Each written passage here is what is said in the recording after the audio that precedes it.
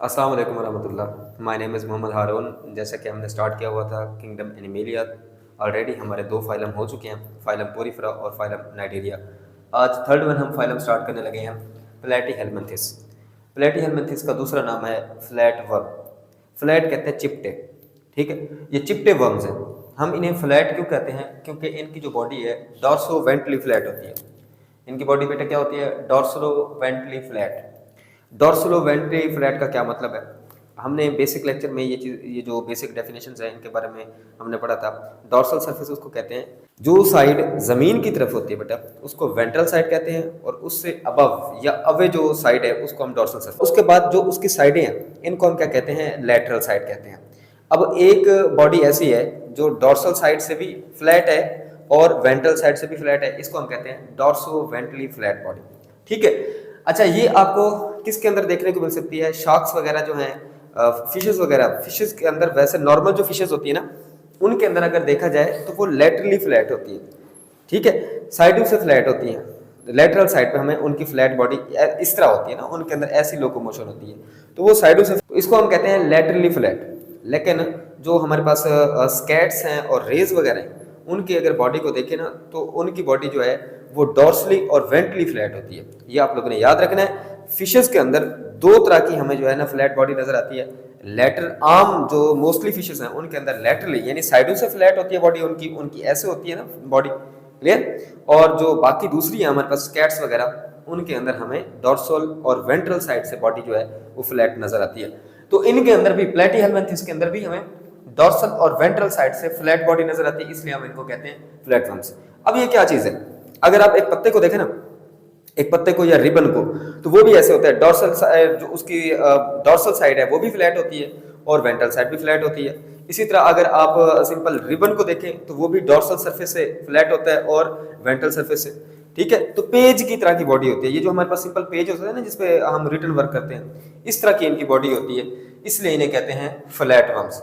इनका हैबिटेट क्या है? ये आपको कहाँ नजर आते हैं बेटा? वैसे देखा जाए तो ये मोस्टली एंडोपैरासाइट है। एंडोपैरासाइट, एंडोपैरासाइट का मतलब है कि मोस्टली आपको यहाँ पर वर्म्स ऐसे नजर आएंगे जो दूसरों से खुराक लेते हैं और बदले में क्या देते हैं बेटा? नुकसान देते हैं। ये पहला फाइलम ऐसा आ रहा है, पैरासाइट वगैरह हम देख रहे हैं, ठीक है बेटा। और इसके अलावा बाकी कुछ मेंबर इसके ऐसे हैं जो क्या है बेटा? फ्री लिविंग है। फ्री लिविंग यानी वो आज़ाद हैं, वो दूसरों से खुराक हासिल नहीं करते। तो हैबिटेट इनका फिर क्या हुआ? एक तो हैबिटेट ये है कि वो किसी ऑर्गेनिज्म की बॉडी के अंदर रह रहे होंगे, चाहे वो लिक्विड मीडियम हो, चाहे वो जिस तरह का, मोस्टली तो लिक्विड मीडियम ही होता है। एक्वेटिक हम वैसे नहीं कह सकते, वो तो है वाटर के लिए बात होती है ना। तो ये आपको पैरासाइटिक नजर आएंगे, बॉडी के अंदर रहते हैं मोस्टली। लेकिन कुछ ऐसे हैं जो फ्री लिविंग होते हैं, ठीक है, वो दूसरों से खुराक हासिल नहीं करते। उसके बाद नेक्स्ट वन है हमारे पास बॉडी सिमेट्री, कि इनकी बॉडी सिमेट्री किस तरह की होती है। और पिछले दो फाइलम के अंदर हमने देखा था रेडियल सिमेट्री, नाइजीरियन के अंदर रेडियल सिमेट्री होती है, जबकि इनकी अगर हम बात करें तो इनके अंदर बाईलैटरल सिमेट्री है। बाईलैटरल सिमेट्री, ये आप लोगों ने बात याद रखनी है। ये पहला फाइलम ऐसा आ रहा है जिसमें सिमेट्री चेंज हो रही है। पोरीफेरा के जो मेंबर हैं वो तो सारे अनसिमेट्रिकल हैं सिवाय चंद के, एक्सेप्शन तो है। अच्छा, उसके बाद नाइजीरियंस की हमने बात की थी, रेडियली सिमेट्रिकल है, रेडियल सिमेट्री है उनके अंदर, जबकि इनके अंदर बेटा बायलैटरल सिमेट्री है। तो ये दो एक्सेप्शन बाकियों से हटके आई है। पहला ये कि ये पैरासाइट है, दूसरा ये कि इनके अंदर बायलैटरल सिमेट्री है। और ये बायलैटरल सिमेट्री क्या है कि अगर किसी जानदार को कट करें और वो दो इक्वल हाफ में कट हो सके किसी एक प्लेन से, ऐसी सिमेट्री को हम कहते हैं बायलैटरल सिमेट्री। इसके बाद बॉडी कैविटी की बात करें, सीलोम की बात करें, नो बॉडी कैविटी। ये ट्रिप्लोब्लास्टिक है तो ट्रिप्लोब्लास्टिक, इनमें एंडोडर्म, एक्टोडर्म और मीजोडर्म मौजूद है। लेकिन वो जो मीजोडर्म है ना वो कंपैक्टली पैक है, compactly packed mesoderm, compactly packed mesoderm. Mesoderm के दरमियान कोई स्पेस मौजूद नहीं है, तो इसलिए क्योंकि स्पेस मौजूद नहीं है इसलिए हम इन्हें क्या कहते हैं? एसिलोमेट। एसिलोमेट, क्योंकि इनमें फिर बॉडी कैविटी मौजूद नहीं होगी। तो आपने याद रखना है फ्लैटवर्म्स या प्लेटीहेल्मिन्थिस के मेंबर हैं तो ट्रिप्लोब्लास्टिक, तीन जर्म लेयर्स हैं। लेकिन उनके अंदर जो तीसरी जर्म लेयर बनी है जो कि मेसोडर्म है, वो कंपैक्टली पैक्ड है, यानी उनके सेल के दरमियान कोई स्पेस आपको नजर नहीं आ रही, उनकी लेयर्स के दरमियान कोई स्पेस नजर नहीं आ रही। और हमने डेफिनेशन पढ़ी थी कि सीलोम किसे कहते हैं, मेसोडर्म के दरमियान जो स्पेस मौजूद हो उसको हम क्या कहते हैं, सीलोम। तो इनके अंदर कंपैक्टली पैक्ड है मेसोडर्म, ठीक है, उसके सेल जो है वो करीब करीब है, कोई स्पेस मौजूद नहीं है, तो अब तब हम कहते हैं ये क्या है बेटा, एसिलोमेट है। नेक्स्ट वन कैरेक्टरिस्टिक है बॉडी प्लान। इनमें क्या होगा, इनके अंदर सैक लाइक बॉडी प्लान है, और हमारा ये लेक्चर ऑलरेडी बेसिक पर हो चुका है कि सैक लाइक बॉडी प्लान किसे कहते हैं, हर वो बॉडी जिसके अंदर सिंगल ओपनिंग हो, ठीक है, किसके लिए, इंजेक्शन के लिए भी, फूड को इनटेक करने के लिए भी, और फूड को बाहर निकालने के लिए भी, अगर सिंगल ओपनिंग मौजूद है तो हम इसे कहते हैं sac like body plan. Sac कहते हैं गड्ढे को, आप देखें ना उसकी सिंगल ओपनिंग होती है, ठीक हो गया, वहीं से पानी एंटर होता है, पानी को बाहर निकालना हो तो उसी सिंगल ओपनिंग से ही हम बाहर निकालते हैं। तो इनके अंदर असल में बॉडी के अंदर कैविटी होगी, खाली जगह होगी, उसी तरफ खुराक जाएगी सही, और फूड को बाहर उसी हिसाब से ही निकालेंगे, यानी कि माउथ से निकालेंगे। तो हम ऐसे बॉडी प्लान को कहते हैं सैक लाइक बॉडी प्लान। बेटा ये जितना भी लेक्चर हो रहा है ना, ये सिंपल कैरेक्टरिस्टिक है, जनरल कैरेक्टरिस्टिक है। उसके बाद हमारे फर्दर जो लेक्चर होंगे वो डिटेल से होंगे फाइलम प्लेटीहेल्मिन्थेस के। जनरल कैरेक्टरिस्टिक को हम साथ साथ समझते जा रहे हैं ताकि हमें एक बेसिक आइडिया हो जाए कि इस फाइलम के अंदर हमें किस तरह के एनिमल्स देखने को मिलेंगे। उसके बाद नेक्स्ट वन है लेवल ऑफ ऑर्गेनाइजेशन। हमने देखा था लेवल ऑफ ऑर्गेनाइजेशन की डिफरेंट टाइप्स होती हैं, cell level of organisation, tissue level of organisation. अच्छा, पहला जो फाइलम था पोरीफेरा, उसके अंदर cell level of organisation, cnidaria के अंदर टिश्यू लेवल ऑफ ऑर्गेनाइजेशन, और इनके अंदर बेटा ऑर्गन लेवल ऑफ ऑर्गेनाइजेशन हमें देखने को मिलता है। ऑर्गन लेवल ऑफ ऑर्गेनाइजेशन के अंदर ऑर्गन्स बन चुके हैं, टिश्यू मिलकर ऑर्गन बना रहे हैं। तो हमें इनमें कौन से ऑर्गन देखने को मिलते हैं, डिफरेंट किस्म के ऑर्गन देखने को मिलेंगे। जब हम उनके सिस्टम को डिस्कस करेंगे तो हमें ऑलरेडी पता चल जाएगा। इसके अलावा इनके अंदर हमें हेड फॉर्मेशन भी देखने को मिली है, इनके अंदर हेड भी बनता है जी।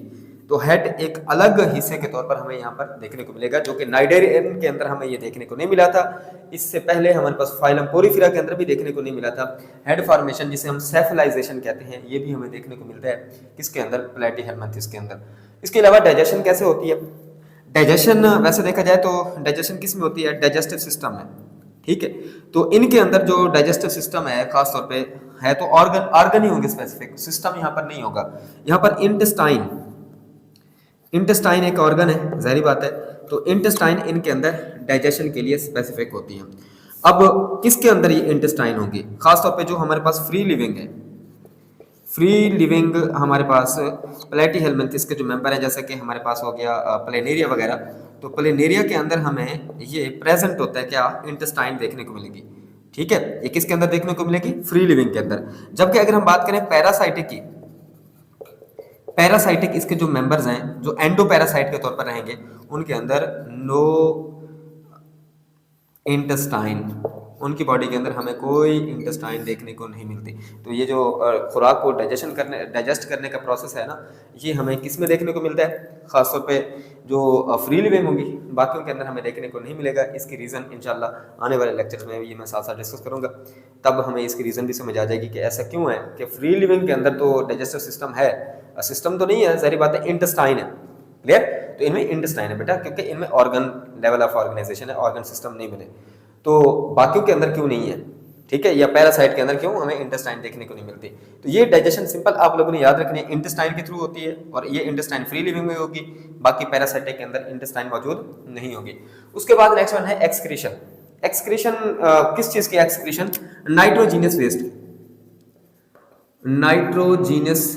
वेस्ट। तो नाइट्रोजीनियस वेस्ट की जो एक्सक्रीशन है वो यहाँ पर एक्सक्रीटोफोर्स होते हैं, स्पेसिफिक ओपनिंग एक्सक्रीटोफोर उनके थ्रू होती है, क्लियर। तो नाइट्रोजीनियस वेस्ट की एक्सक्रीशन जो है वो किसके थ्रू होती है बेटा, एक्सक्रीटोफोर, छोटे छोटे पोर्स होते हैं, छोटे छोटे सुराख होते हैं इनकी बॉडी के ऊपर। अच्छा, हमने इसे एनस नहीं कहना, ये सबसे बड़ी मिस्टेक करेंगे अगर हमने इनको एनल रीजन कह दिया। ये पोर्स एनस के, हम उनको इन पोर्स को हम एनस का नाम नहीं दे सकते, इनको एक्सक्रीटोफोर ही कहेंगे, क्योंकि एनस क्या है, अनडाइजेस्टेड मटेरियल को बाहर निकालती है, और यहाँ पर अनडाइजेस्टेड मटेरियल माउथ के थ्रू बाहर निकल रहे हैं। ये सिर्फ नाइट्रोजीनियस वेस्ट को, जो खासतौर पे पानी के अंदर रहते हैं, जाहिर बात है इनके अंदर जो नाइट्रोजीनियस वेस्ट बनेगा वो अमोनिया ही है। अमोनिया खासतौर पे ये क्या करते हैं, इसी एक्सक्रीटोफोर के जरिए बाहर निकालते हैं, क्लियर हो गया बेटा। तो ये इसको आपने कंफ्यूज नहीं करना एनस के साथ। एनल रीजन इनके पास नहीं है बेटा, वो डाइजेस्टिव सिस्टम की ओपनिंग हमें देखने को नहीं मिली क्योंकि इनके अंदर सिंगल ओपनिंग है, और इसलिए तो हमने कहा है सैक लाइक डाइजेस्टिव सिस्टम है इनके अंदर, या सैक लाइक बॉडी प्लान है, डाइजेस्टिव सिस्टम नहीं, सॉरी। उसके बाद नेक्स्ट वन है हमारे पास नर्वस सिस्टम। तो इनके अंदर एक और पॉइंट रह गया है कि एक्सक्रीशन के लिए जो नाइट्रोजिनस वेस्ट बन रहे हैं इनको ये कौन फिल्टर करते हैं इनकी बॉडी से, तो स्पेसिफिक इनके अंदर सेल्स होते हैं जिनको हम क्या कहते हैं, फ्लेम सेल्स। तो इनकी डिटेल जब हम नेक्स्ट इनकमिंग लेक्चर में हम देखेंगे कि फ्लेम सेल्स क्या होते हैं। बहरहाल ये क्या करते हैं अपनी बॉडी से फ्लेम सेल्स के जरिए ये जो हमारे पास नाइट्रोजिनस वेस्ट है इसको इकट्ठा करते हैं, और वो फ्लेम सेल्स ओपन होते हैं किसमें, एक्सक्रीटोपोर में, और एक्सक्रीटोपोर के जरिए ये क्या करेंगे, बाहर निकालेंगे इनको। नर्वस सिस्टम इनमें कैसा देखने को मिलता है बेटा, लैडर लाइक नर्वस सिस्टम इनके अंदर मौजूद होता है, लैडर लाइक, ठीक है, सीढ़ी की तरह का इनके अंदर नर्वस सिस्टम देखने को मिलता है। हम ऐसा क्यों कहते हैं, तो डिटेल तो हमारी नेक्स्ट लेक्चर में आएगी इंशाल्लाह, लेकिन सिंपल मैं आपको बता दूं कि इनके अंदर क्या मौजूद होती है, गैंग्लियंस मौजूद होते हैं, और वो गैंग्लियंस डोर्सल साइड पे, वेंट्रल साइड पे, इनकी पूरी बॉडी के अंदर जो नर्व्स के जरिए आगे, गैंग्लियन से आगे नर्व्स निकलती हैं जो डोर्सल साइड पे भी और वेंट्रल साइड पे भी ऐसे फैली हुई होती हैं। फिर उसके बाद क्या होता है, ये गैंग्लियन जो है आपस में, ये नर्व खास होता है, गैंग्लियन नहीं नर्व्स, ये आपस में कनेक्टेड भी होती है। क्लियर हो गया। तो ऐसी अपीयरेंस नजर आती है जैसे कि लेटर सीढ़ी की तरह की अपीयरेंस हो। तो ये ऑब्जेक्टिव के लिए अक्सर पूछा जाता है कि लेटर लाइक नर्वस सिस्टम आपको किस में देखने को मिलता है, ये आपको नजर आएगा बेटा फाइलम प्लेटीहेल्मिन्थस के मेंबर्स के पास। उसके बाद नेक्स्ट वन है रिप्रोडक्शन। तो इनके अंदर रिप्रोडक्शन कैसे होती है, दोनों तरीके कार के जरिए होती है। ए सेक्सुअली भी ये रिप्रोड्यूस करते हैं, ए सेक्सुअल रिप्रोडक्शन, और इसके अलावा आपको सेक्सुअल रिप्रोडक्शन भी देखने को मिलेगी, सेक्सुअल रिप्रोडक्शन, सेक्सुअल रिप्रोडक्शन।